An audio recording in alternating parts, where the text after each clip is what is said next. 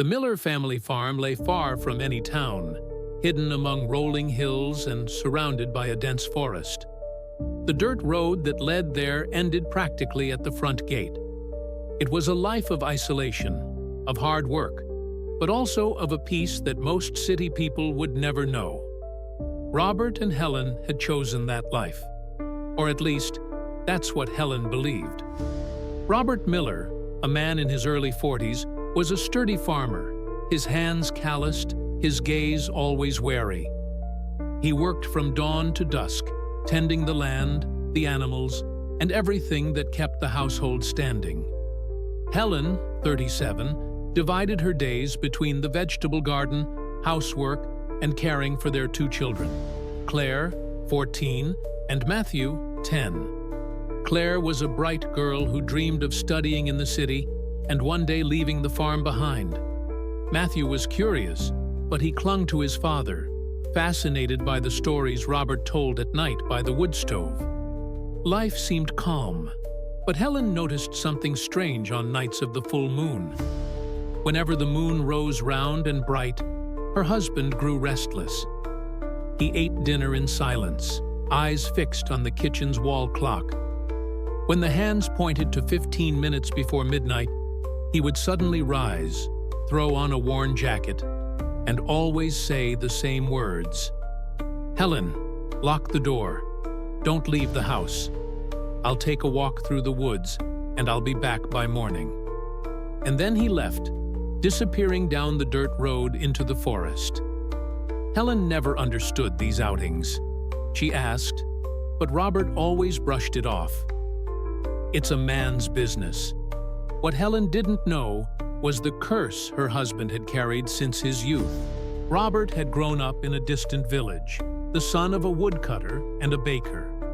Life was ordinary until adolescence, when, one night during a hunt, he was attacked by something that shouldn't exist.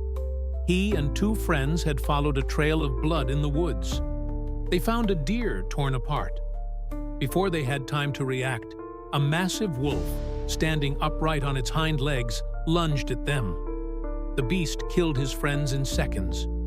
Robert, wounded on the shoulder, survived. He was brought back to the village, but no one believed his story. They insisted it had been just a common wolf. On the first full moon after the attack, Robert discovered the truth.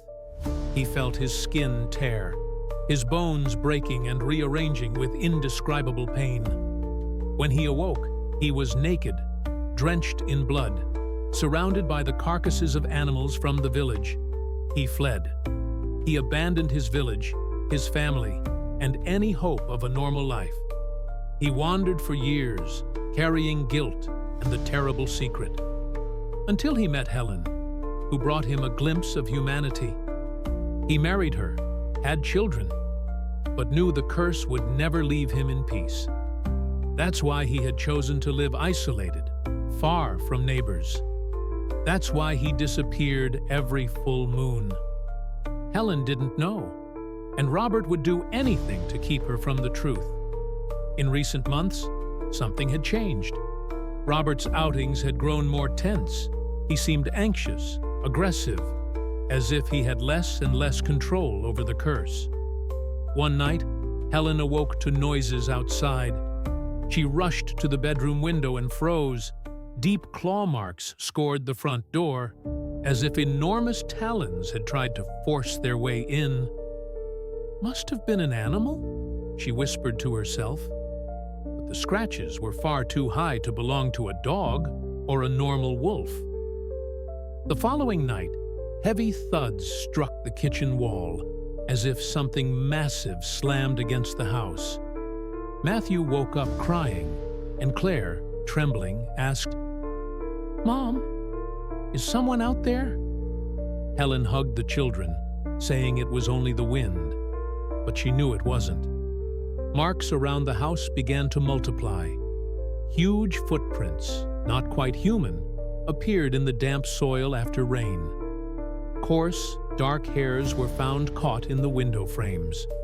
Robert returned from his outings covered in scratches and wounds. When Helen asked, he only muttered, "I fell in the woods. Don't worry." But she no longer believed him. One night, before leaving, Robert cupped Helen's face with almost desperate strength. "Helen, you have to trust me. When I tell you to lock the door, do it. Don't look outside. Don't follow me." She nodded, but fear was slowly giving way to curiosity. On the full moon of October, Helen could take no more. She waited until Robert left, exactly 15 minutes before midnight, and instead of locking the door as always, she followed him in silence. Her husband strode deep into the forest. Hiding behind the trees, Helen watched him stop in a clearing bathed in moonlight. Robert knelt, breathing heavily, stripped off his clothes. Then he began to scream. The sound of bones breaking echoed through the forest. His skin split, muscles writhed. Dark fur sprouted across his body.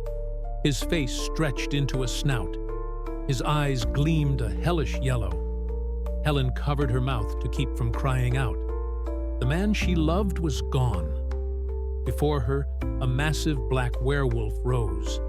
The beast threw its head back and howled at the moon, a howl that made Helen's bones tremble. Then it bolted deeper into the woods. Terrified, Helen ran back home. As soon as she shut the door, the werewolf was already prowling outside. The children found her trembling, in tears. Claire asked, "Mom, what's happening?" Before Helen could answer, a violent crash shook the house. Claws raked the front door. The werewolf wanted in. "Upstairs, now!" Helen cried, trying to stay calm.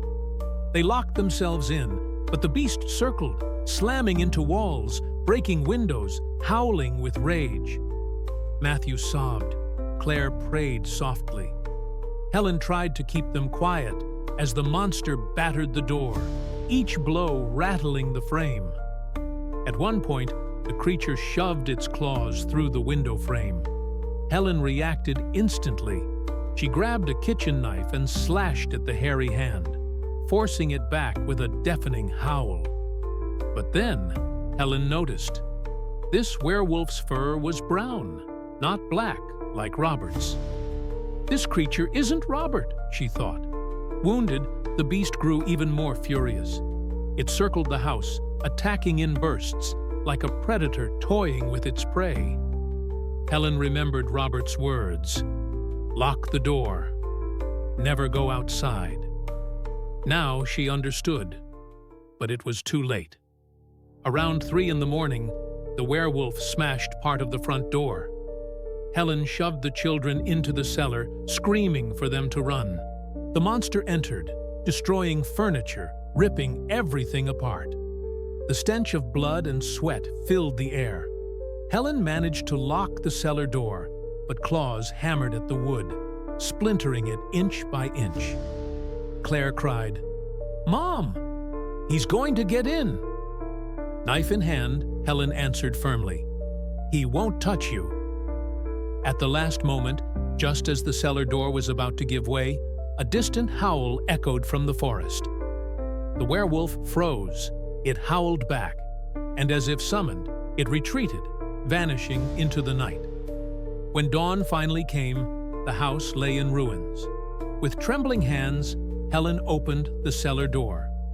In the yard, among the ashes of the fire pit and claw marks, she found Robert, naked, wounded, covered in dried blood.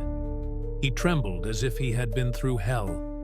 His eyes filled with tears as he saw his family alive. I always tried to protect you," he whispered before collapsing. A few yards away lay another man, also naked. He was dead, his body torn and savaged. Helen understood. Her husband had fought to protect his family. She held him in her arms, but deep inside she knew. She and her children would never truly be safe.